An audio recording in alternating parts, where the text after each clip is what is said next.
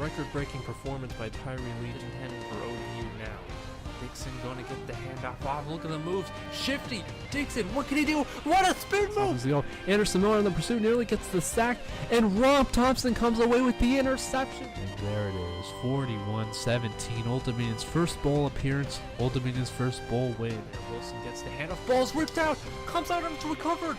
Walter Anderson. There it is, the trophy again. We're going to bring you yet another trophy home. Rolling out to his right, looking.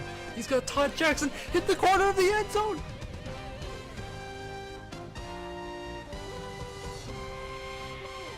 Dynasty. Hello everybody and welcome to the off season. We've reached it finally after that amazing bowl victory, and here the national championship. Just take a quick peek. Alabama beats Florida State 38-31. That's quite a game. Close throughout. But we're going to move on to the top 25. The coaches poll is what we will be looking at here.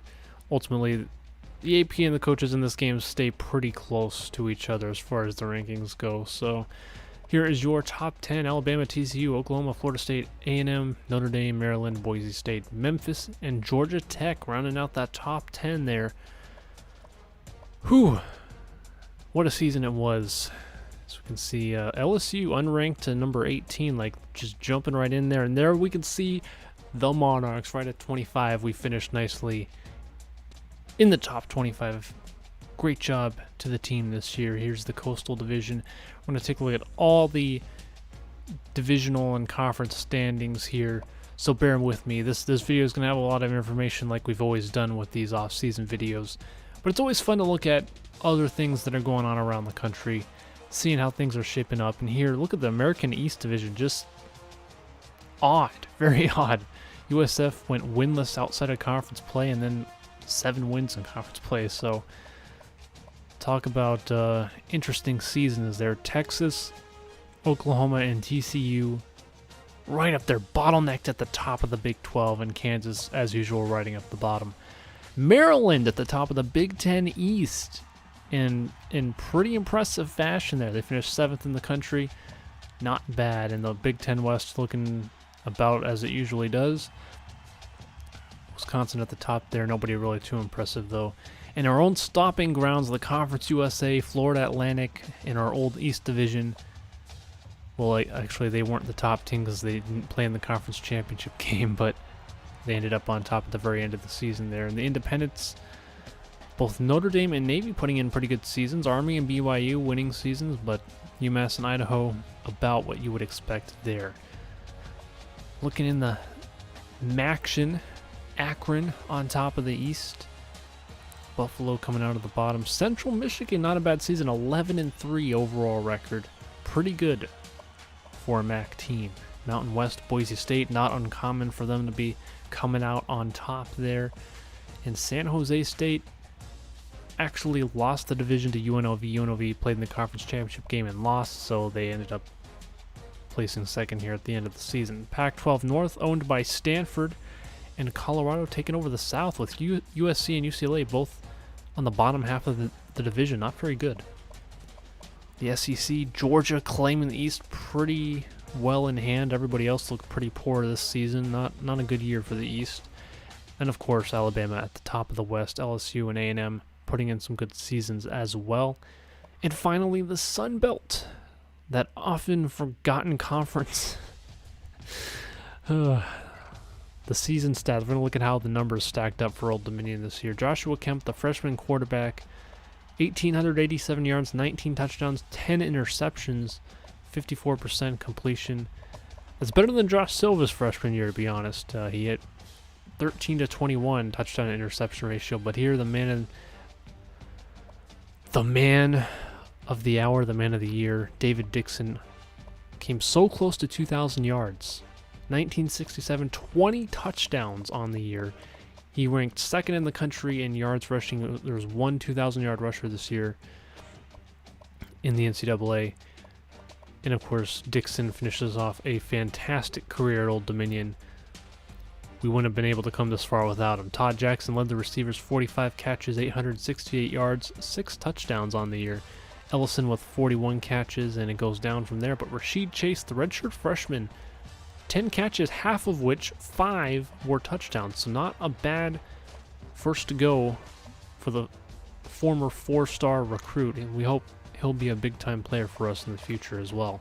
Lawrence Reese, 21 catches and 3 touchdowns as well for the senior. Defensively, Brian Moore, I mean, I never expected this guy to amount to anything, and he led the team by far in tackles. He won awards, 23 tackles for a loss. Unbelievable for a guy who I honestly never thought would even start for the team, but he came out strong. Chad Robinson, 18 tackles for a loss. Josh Smith with 12. See a few others down there getting in on the action. We'll take a look at the sack list, and there he is. Chad Robinson, 8 sacks on the year. John Jordan up the middle there, 6. Brian Moore added 5. Cody Morris with 3. So on and so forth. A couple defensive backs in there with some sacks. It's always good to see. Get in on the action. Interceptions didn't happen at a very high rate for us this year, but Justin Weddle and Reggie Bullen both got a couple. There, as you can see, the statistics.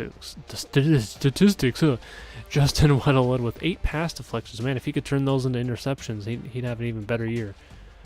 A couple fumble recoveries, no blocks to speak of this year, but there was that one safety by Brian Moore, so there we go. Donald Simmons also notching a defensive touchdown in that bowl game, no less. Very important. Tommy Patrick, the junior punter, also handled kicking duties. Good percentage on the year. Just a couple, but they were both from good range. He still went 4 for 5 from 50 plus, so can't complain about that. 73 touchbacks on 82 kickoffs. He's been solid. 46 punts, 11 of which down to the inside the 20. Could be a little bit better, but when you're 1 and 4 on that, it's not terrible.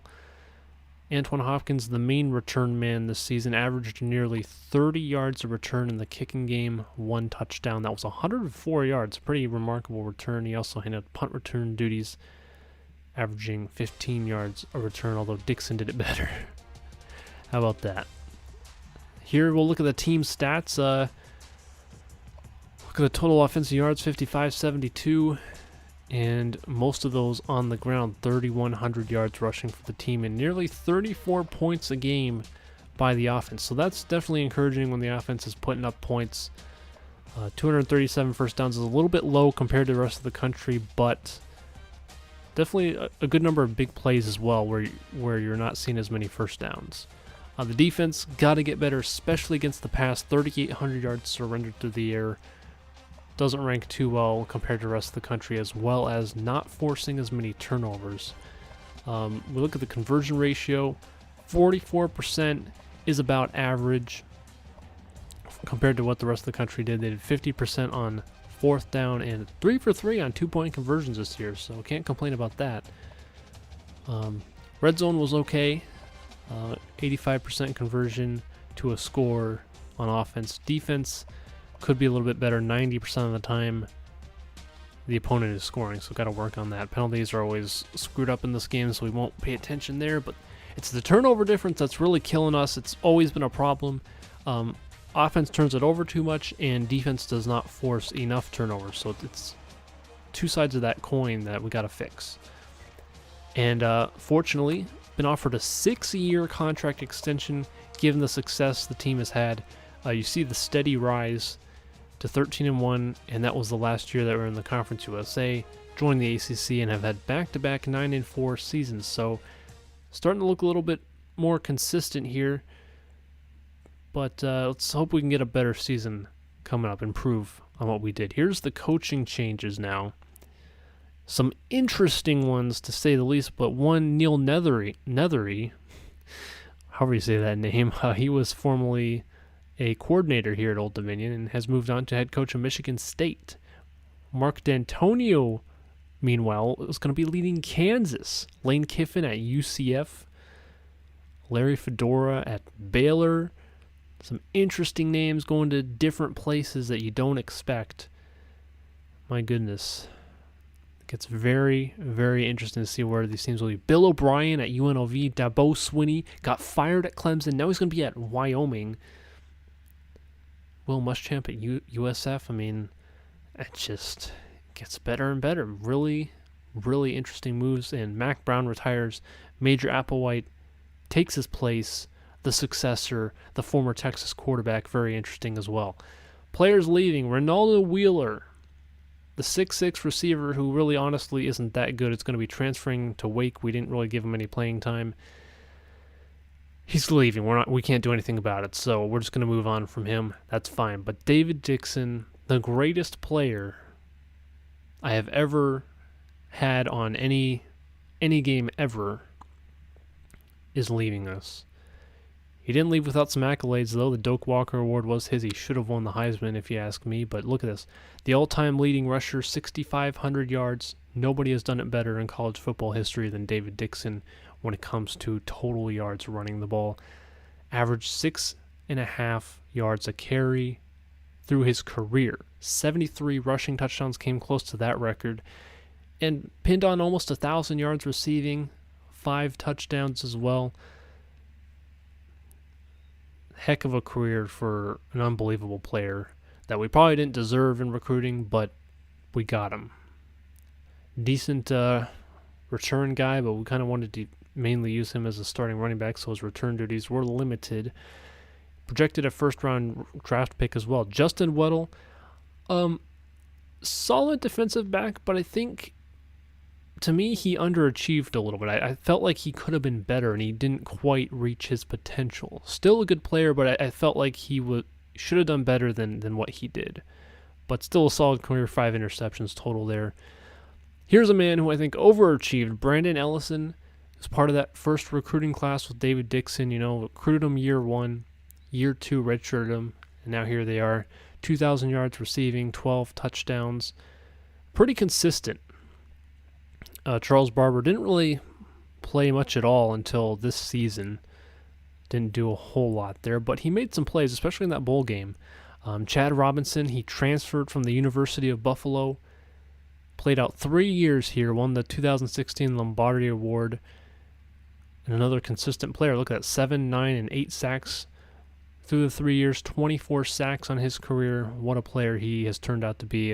A great transfer for us. We're very grateful for that. Walter Anderson, mostly a career backup player, didn't really have much of an impact and kind of got pushed out by Chad Robinson, unfortunately.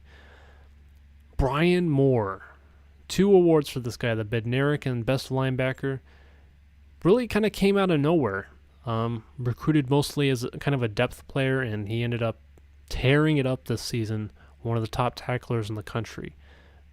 David Brothers never, he was a JUCO player and never really got a chance to come out and prove himself. Todd Owen, again, another player that just kind of came in at the wrong time and never really showed much at all. Yeah, didn't work out. Anthony Cody, a pretty solid defensive tackle. 6'3", almost 300 pounds, 19 tackles, 9 for a loss, and 3 sacks, total of 5 on his career. Not bad at all. David Flores ended up being a fixture in the offensive line for the past 3 seasons. Pretty good. Terry Morris, I'm sorry, you didn't get as much playing time. He wasn't a bad player, but again, we were kind of overloaded at defensive end on both sides. So Lawrence Reese, this season was a little bit disappointing, but he finishes with 75 career catches, 767 yards, and 9 touchdowns. Ended up not having a bad career, all things considered. Roy Pruitt, nothing doing for him, really. A.J. Green, not much for the left tackle. Matt Dean ended up also being a solid fixture in the offensive line.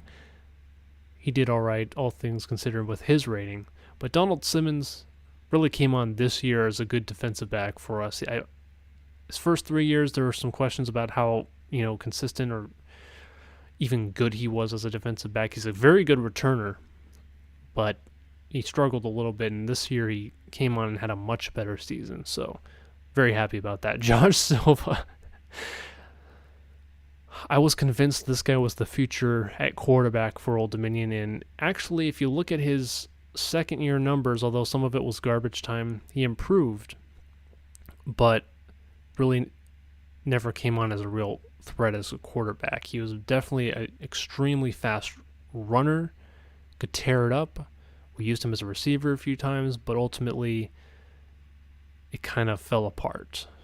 Didn't work out for Josh, so interesting career for him. And here, the beast, John Jordan, 13 sacks on his career, 25 tackles for a loss. That accounts for a third of his tackles. And he had one interception, a defensive tackle of all things. That's great. Here are the draft results. Dixon, first rounder, not surprising. Justin Weddle and Brendan Ellison going in the later rounds of the draft, but I'm still happy that even Ellison was considered for the draft. I think that's just fantastic. What a player he was for us.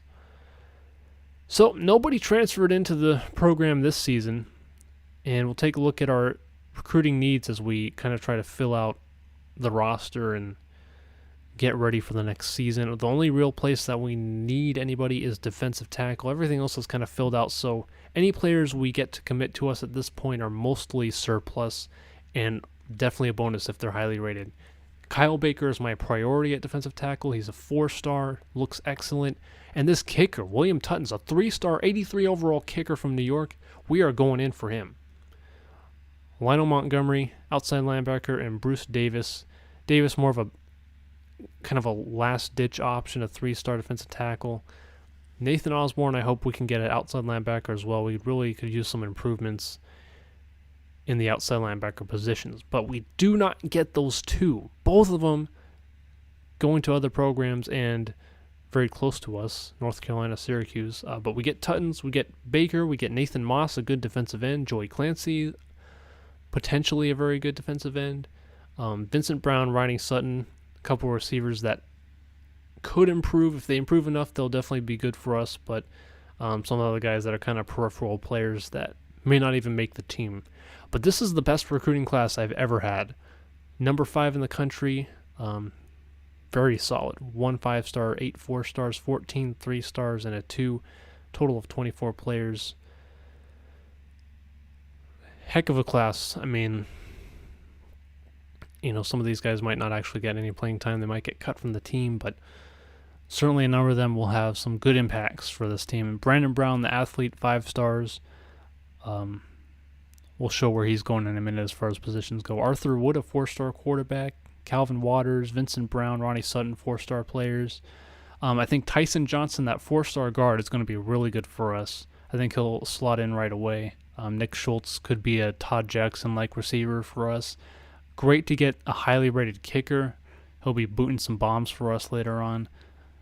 Also would like to highlight Tommy. I don't even remember if it's Timmy or Tommy, but it's Jordan there. That cornerback could be very good. He's quick, so he can make up some ground for us at the very least. Brandon Brown also, though, is going to be a cornerback. It's ultimately his best position, and I think where we can use his skill set the best. So, training results here. We're not going to look at too in-depth at it. We're just going to kind of see the overall changes for some of the higher-rated players. We'll go into the next video. We'll be talking about the first game, of course, and looking at the depth chart and all that. So we'll highlight player ratings more in depth in the next video, but this is just to see kind of where guys have gone up in their training. A lot of +5s, a couple +6s. That's really impressive. So a lot of really good improvements for this team. We're moving in the right direction. I think we're one recruiting class away from one good recruiting class away from being able to compete for not just an ACC championship, but maybe even BCS Bowl game national championship material. Redshirting Arthur Wood, we don't really need 4 quarterbacks. Also with the receivers, it's going to be Brown and Sutton at the bottom there. They're both going to get redshirted. Give them some time to develop a little bit more. Kyle Graham, center. James Blanks, a left end, definitely needs some time. If he's going to be a part of this program, he's going to need to sit back there. A couple defensive tackles. Calvin Waters at middle linebacker. And finally, Lawrence Barrett is the final. Or no, he's not the final redshirt. Sorry, Brandon Brown and Josh Elbert at corner are the final redshirts. And here we go. The schedule. South Alabama, Virginia Tech, and UL Lafayette all at home to open the season. Then a bye week at UCF, at Boston College. Home to North Carolina, bye, Georgia Tech, at Duke, Louisville, Notre Dame, Virginia, and Miami to round it out. So that has been this off season. Kind of ran through it a little bit quickly, but there's a lot of information to get through, so I hope you guys were able to kind of soak it up and take everything in. I'm Jammer1031. Next time, we will talk about the team and get into the first game of this next season. I'm really excited. I hope you guys are. I'll see you all next time.